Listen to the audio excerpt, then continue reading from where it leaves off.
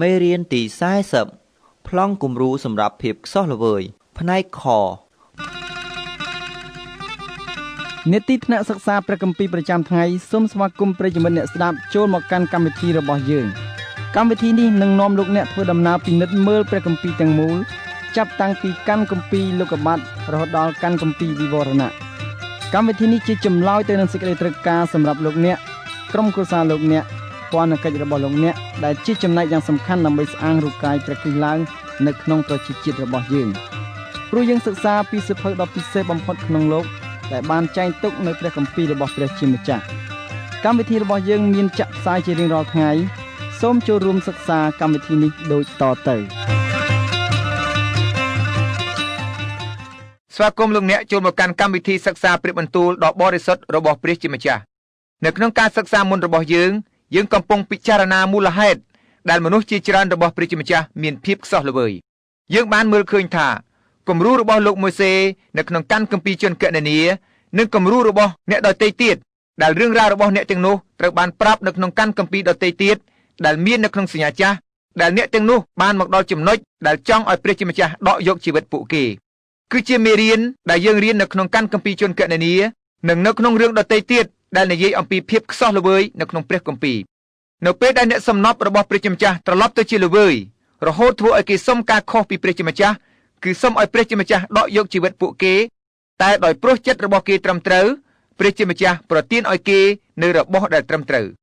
នៅក្នុងជំពូកទី8នៃកាន់គម្ពីររ៉ូមសាវកប៉ូលប្រទានឲ្យយើងនៅបទគម្ពីរយ៉ាងស៊ីជម្រៅមួយ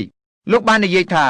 យើងមិនត្រូវអធិដ្ឋានឲ្យបានច្រើនដូចដែលយើងចង់ពីព្រោះយើងមិនដឹងពីបំណងប្រហាតីរបស់ព្រះជាម្ចាស់នោះឡើយយើងដឹងថាប្រសិនបើយើងអធិដ្ឋានស្របទៅតាមបំណងព្រះハរតីយើងនឹងទទួលបានអ្វីដែលយើងកំពុងតែសុំប៉ុន្តែបញ្ហារបស់យើងជាញឹកញាប់យើងគ្មានភ័ស្តុតាងនៅក្នុងលោកីយ៍ថាអ្វីជាបំណងព្រះハរតីរបស់ព្រះជាម្ចាស់បើអញ្ចឹងតើមិនអធិដ្ឋានឬលោកប៉ូលមានប្រសាសន៍នៅក្នុងរ៉ូមជំពូក8ខ26ដល់ខ28ថាកុំឲ្យការនោះធ្វើឲ្យអ្នកមិនអធិដ្ឋានឡើយ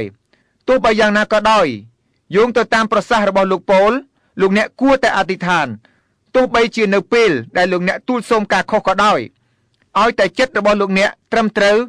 នោះព្រះវិញ្ញាណបរិសុទ្ធដែលគង់នៅក្នុងលោកអ្នកដែលស្គាល់បំណងព្រះハរតីរបស់ព្រះជាម្ចាស់នឹងទូលអង្វរឲ្យលោកអ្នកស្របតាមបំណងព្រះハរតីរបស់ព្រះជាម្ចាស់បន្ទាប់មកព្រះជាម្ចាស់នឹងប្រទានតាមបំណងព្រះハរតីរបស់ព្រះអង្គសម្រាប់លោកអ្នកនិយាយបានម្យ៉ាងទៀតថាប្រសិនបើលោកអ្នកទូលសូមការអ្វីដែលខុសតែចិត្តរបស់លោកអ្នកត្រឹមត្រូវព្រះជាម្ចាស់នឹងប្រទានឲ្យលោកអ្នកនៅការដែលត្រឹមត្រូវទោះបីជាលោកអ្នកមិនដឹងថាការនោះត្រូវឬខុសក៏ដោយប្រសិនបើចិត្តរបស់លោកអ្នកត្រឹមត្រូវលោកអ្នកនឹងមិនបាត់បំណងព្រះハរតីរបស់ព្រះជាម្ចាស់ឡើយទោះបីលោកអ្នកនិយាយថា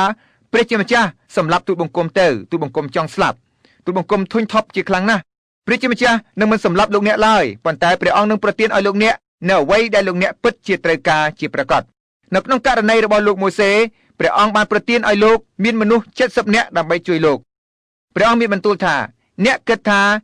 អ្នកធ្វើគ្រប់កិច្ចការទាំងអស់ដោយខ្លួនអ្នកចូលឲ្យយើងប្រាប់យ៉ាងដូចនេះថានេះគឺជាកីឡាជាក្រុម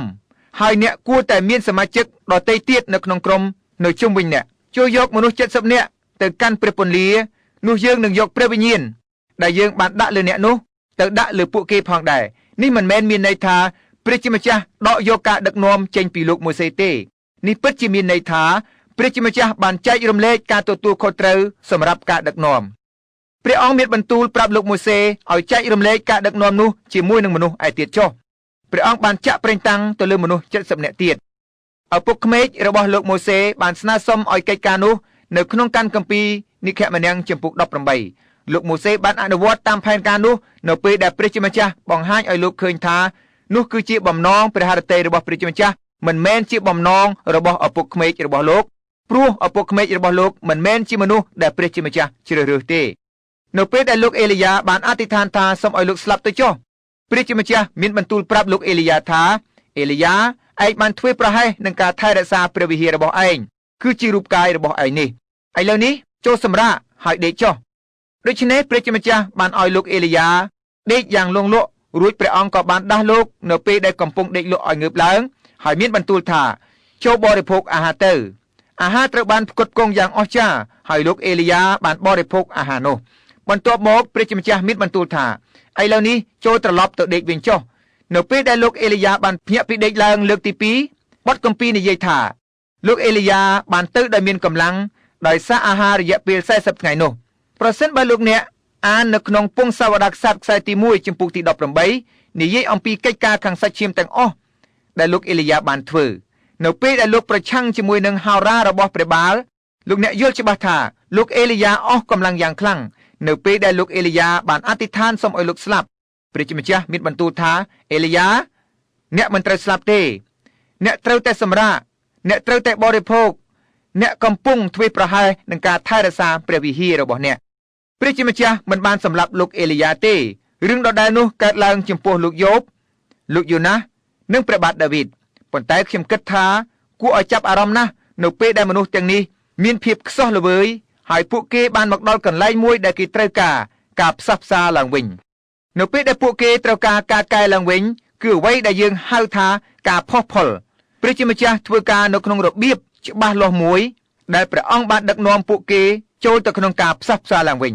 ខគម្ពីរមួយយ៉ាងអស្ចារ្យដែលនិយាយអំពីការផ្សះផ្សាឡើងវិញ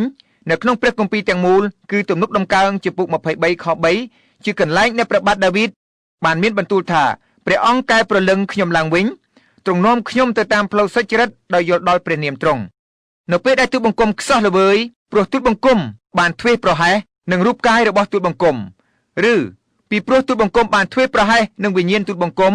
ត្រូវការព្រះអង្គផ្សះផ្សាឡើងវិញនៅក្នុងជនកណនីចំពុក11លោកម៉ូសេបានមកឯព្រះជាម្ចាស់ទាំងភាពខ្សោះល្វើយព្រះជាម្ចាស់មានបន្ទូលថាអ្នកត្រូវកែប្រលឹងរបស់អ្នកឡើងវិញយើងនឹងបង្ហាញអ្នកពីផ្លូវសុចរិតហើយយើងចង់ឲ្យអ្នកដើរតាមផ្លូវសុចរិតនោះអាចជា3ឆ្នាំអាចជា5ឆ្នាំផ្លូវនៃសេចក្តីសុចរិតនោះនឹងកែប្រលឹងអ្នកឡើងវិញនោះជារបៀបដែលព្រះជាម្ចាស់កែប្រលឹងមនុស្សដែលខ្សោះល្វើយមិនមែនដូចជាបង្អែមស្រស់តែក្តៅកាហ្វេក្តៅឬក៏ជួសជុលភ្លាមនោះទេយើងរស់នៅក្នុងពិភពលោកដែលគ្មានភាពអត់ធ្មត់យើងចង់បានអ្វីភ្លាមព្រះជាម្ចាស់មិនបានប្រទានរបស់ទាំងនោះឲ្យយើងភ្លាមទេព្រះអង្គអាចប្រទានឲ្យយើងនៅរបស់មួយចំនួនដែលយើងត្រូវការភ្លាមប៉ុន្តែការកែប្រលឹងដែលយើងឃើញនៅក្នុងបទពិសោធន៍របស់លោកម៉ូសេគឺទាមទារការអនុវត្តណាស់ព្រះជាម្ចាស់មានបន្ទូលថាទុកឲ្យយើងបង្ហាញដល់អ្នកនៅផ្លូវសុចរិតដែលនឹងកែប្រលឹងរបស់អ្នកនាំមនុស្ស70នាក់មកជួយអ្នកហើយចូលចែករំលែកបន្ទុកចុះចូលយើងរៀបចំមនុស្សនៅទីនេះហើយតែងតាំងមនុស្សមួយចំនួនឲ្យជួយការងារហើយចូលយើងប្រគល់កិច្ចការមួយចំនួនដល់មនុស្សដទៃទៀតនោះជាការអនុវត្តជាក់ស្ដែងណាស់ដូចគ្នានឹងព្រះបន្ទូលរបស់ព្រះអង្គសម្រាប់លោកអេលីយ៉ាយ៉ាងនោះដែរខ្ញុំយកចិត្តទុកដាក់ហើយគិតថាមនុស្សអស្ចារ្យដូចជាលោកម៉ូសេអាចធ្វើបាបហើយមនុស្សអស្ចារ្យដូចលោកម៉ូសេអាចខ្សោះល្វើយខ្ញុំរកឃើញភាពកម្លាចចិត្តយ៉ាងអស្ចារ្យនៅក្នុងទីនេះខ្ញុំមិនដឹងអំពីលោកអ្នកទេប៉ុន្តែនៅពេលដែលនិស្ស័យជាមនុស្សបង្ហាញឡើងនៅក្នុងតួអង្គទាំងនោះជាការកំសាន្តចិត្តមួយយ៉ាងអស្ចារ្យសម្រាប់ខ្ញុំធ្វើឲ្យចិត្តរបស់ខ្ញុំកក់ក្ដៅពីព្រោះនៅពេលដែលខ្ញុំឃើញនិស្ស័យជាមនុស្សរបស់ពួកគេខ្ញុំយល់ច្បាស់ថានិស្ស័យជាមនុស្សរបស់ខ្ញុំមិនមែនជាគ្រោះមហន្តរាយទេ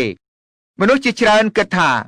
នៅពេលដែលលោកអ្នកក្លាយទៅជាគ្រីស្ទបរិស័ទលោកអ្នកមិនមែនជាមនុស្សទៀតខ្ញុំគិតថាជាការច្បាស់ណាស់ហើយគួរឲ្យចាប់អារម្មណ៍ណាស់ដែលមើលឃើញនិស្ស័យជាមនុស្សចេញមកពីតួអង្គនៅក្នុងព្រះគម្ពីរទាំងនេះតួអង្គទាំងនេះមិនមែនជាតួអង្គដែលប្រឌិតនោះទេ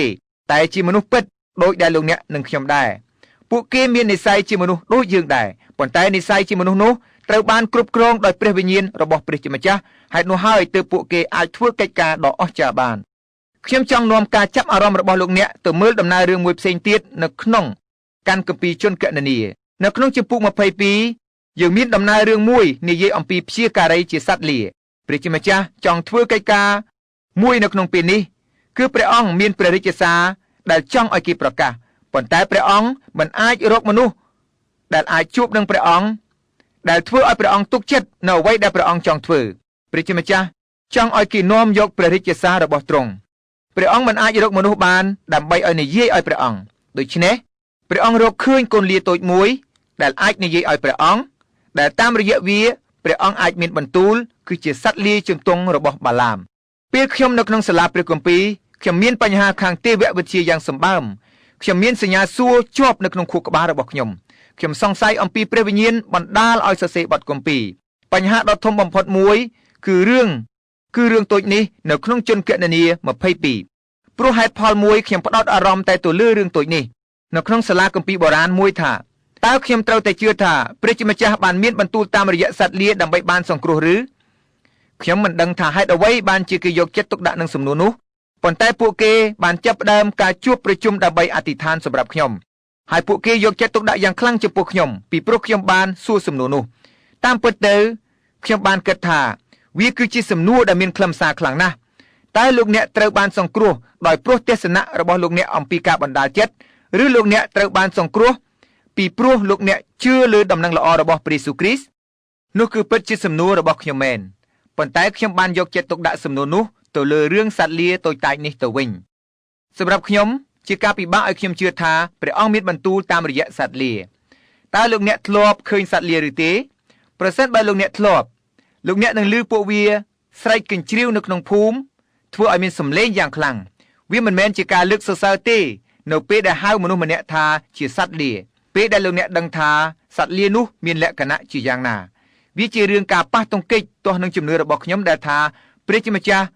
អាចមានបន្ទូលតាមរយៈសត្វលានោះខ្ញុំស្គាល់គ្រូកងវិលម្នាក់ដែលបានចូលរួមពិធីជប់លៀងមួយរបស់ម្ចាស់ផ្ទះសំណាក់នៅទីក្រុងនេះគឺជាទីក្រុងទេសចរហើយប្រភពចម្បងសម្រាប់ចំណូលគឺមកពីផ្ទះសំណាក់និងអ្នកទទួលខុសត្រូវផ្ទះសំណាក់នោះគ្រូកងវិលនោះត្រូវបានគេសុំឲ្យអធិដ្ឋានសុំពរនៅឯពិធីជប់លៀងនោះក្រោយពីអធិដ្ឋានសុំពរដោយអស់ពីចិត្តរបស់គ្រូកងវិលនោះរួចហើយពិធីជប់លៀងក៏คล้ายទៅជាកន្លែងដែលនិយាយលេងសើចម្ចាស់ដើមពិធីនោះមានរឿងកំប្លុកកំប្លែងជាច្រើនគ្រប់ពេលដែលគាត់និយាយពីរឿងកំប្លែងមនុស្សគ្រប់គ្នាបែរមកមើលគ្រូកងវិលនោះដោយចម្ងល់ក្នុងចិត្តរបស់គេថាតើគ្រូកងវិលនោះបានគិតយ៉ាងដូចម្តេចអំពីរឿងនោះគាត់មិនដឹងថាត្រូវឆ្លើយតបយ៉ាងដូចម្តេចជាមួយនឹងហេតុការណ៍នោះទេពួកគេដឹងថាគាត់ជាគ្រូកងវិលតែគាត់គួរតែសើចឬគាត់មិនមានអារម្មណ៍សប្បាយទេតើគាត់គួរតែមានទឹកមុខខឹងហើយហាមមិនឲ្យគេនិយាយរឿងកំប្លែងទាំងនោះឬតើគាត់គួរតែឆ្លើយតបយ៉ាងដូចម្តេចបន្ទាប់មកគាត់បានគិតថាតើព្រះយេស៊ូវនឹងដោះស្រាយស្ថានភាពនេះយ៉ាងដូចម្តេចលោកបានដឹងចេញពីការអានដំណឹងល្អដែលព្រះយេស៊ូវបានទៅជួបជាមួយនឹងក្រុមមនុស្សយ៉ាងច្រើនដូចនេះខ្ញុំយល់ច្បាស់ថាដោយដែលព្រះជាម្ចាស់បានប្រើកូនលាតូចនោះព្រះជាម្ចាស់អាចប្រើលោកម៉ូសេពីព្រោះលោកម៉ូសេមានពេលវេលាសម្រាប់ព្រះអង្គក៏អាចប្រើលោកអ្នកហើយនឹងខ្ញុំផងដែរប្រសិនបើយើងមានពេលវេលាសម្រាប់ព្រះអង្គនោះតើលោកអ្នកពិតជាមានពេលវេលាសម្រាប់ព្រះជាម្ចាស់ឬទេប្រសិនបើជាលោកអ្នកមិនធ្លាប់មានពេលវេលាសម្រាប់ព្រះអង្គទេសូមឲ្យមានពេលវេលាសម្រាប់ព្រះអង្គចាប់ពីពេលនេះតទៅចុះសម្រាប់ថ្ងៃនេះខ្ញុំសូមជម្រាបលាលោកអ្នកបងប្អូនយើងនឹងជួបគ្នានៅកម្មវិធីរបស់យើងនៅក្រោយទៀត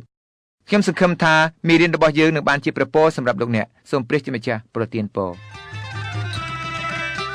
សូមអរគុណសម្រាប់ការយកចិត្តទុកដាក់ស្ដាប់នៅកម្មវិធីថ្នាក់សិក្សាព្រះគម្ពីរប្រចាំថ្ងៃខ្ញុំសង្ឃឹមថាលោកអ្នកនាងនឹងមានសេចក្តីអំណរសម្រាប់មេរៀននៅថ្ងៃនេះយើងនឹងមានមេរៀនផ្សេងៗទៀតសម្រាប់ការចាក់ផ្សាយតាមប៉ុស្តិ៍ដដែលនិងម៉ោងដដែលសូមត្រៀមប៊ិចនិងក្រដាសដើម្បីសរសេរនៅអាសយដ្ឋានរបស់យើងខ្ញុំដើម្បីឲ្យលោកអ្នកនាងអាចទទួលសៀវភៅសម្រាប់សិក្សាដោយឥតគិតថ្លៃបានប្រសិនបើលោកអ្នកនាងចង់ដឹងអំពីព្រះយេស៊ូវគ្រីស្ទថែមទៀតសូមទំនាក់ទំនងជាមួយនឹងយើងខ្ញុំតាមទូរស័ព្ទលេខ012 70 34 54 012 70 34 54ឬក៏តាមប្រអប់សម្បត្តិលេខ25 81ភ្នំពេញ3នៅប្រទេសកម្ពុជាឬក៏តាមប្រអប់សម្បត្តិលេខ25 81ភ្នំពេញ3នៅប្រទេសកម្ពុជាសូមលោកអ្នកនាងអញ្ជើញមិត្តភ័ក្តិរបស់លោកអ្នកនាងដើម្បីចូលរួមស្ដាប់នៅក្នុងកម្មវិធីនេះសូមថ្លែងអំណរគុណចំពោះការយកចិត្តទុកដាក់ស្ដាប់សម្រាប់កម្មវិធីនៅថ្ងៃនេះហើយយើងនឹងជួបគ្នានៅថ្ងៃស្អែកបន្តទៀតតាមប៉ុស្តិ៍ដដែលនិងម៉ោងដដែលសូមព្រះជាម្ចាស់ប្រទានពរ